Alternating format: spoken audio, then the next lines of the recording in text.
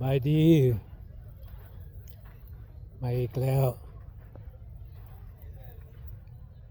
ใกล้จะกลับบ้านแล้ว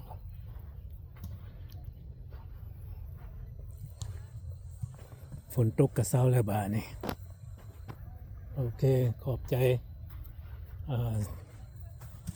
ผู้ที่ส้มทุกคนเนาะ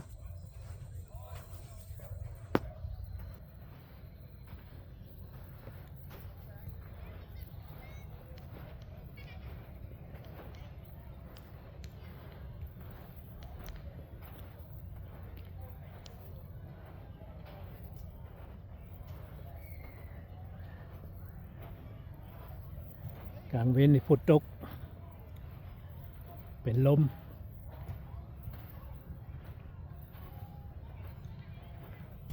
ดีแต่เศร้าคาซิโบ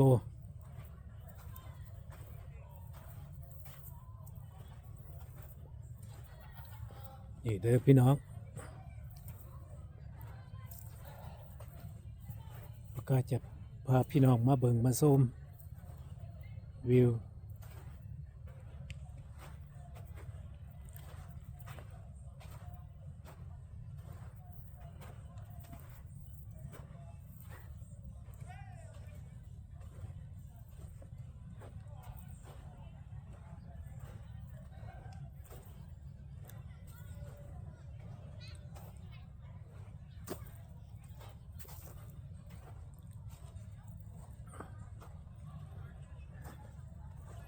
ถ้าฝนบ่ตกนี่เต็มแล้วแถวนี้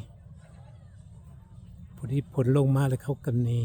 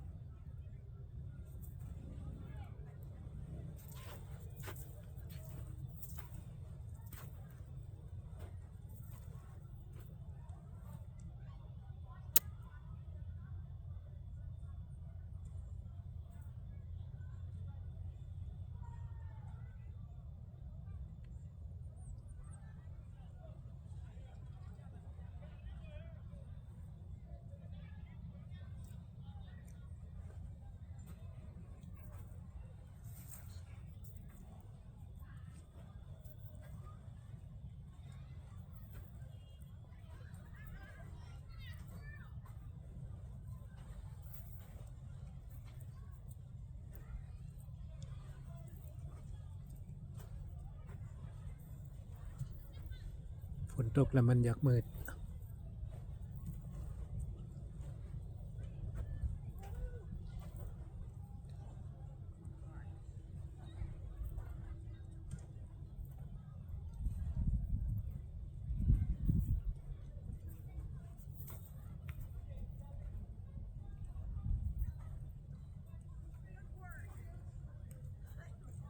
อยู่เทิงหันแมน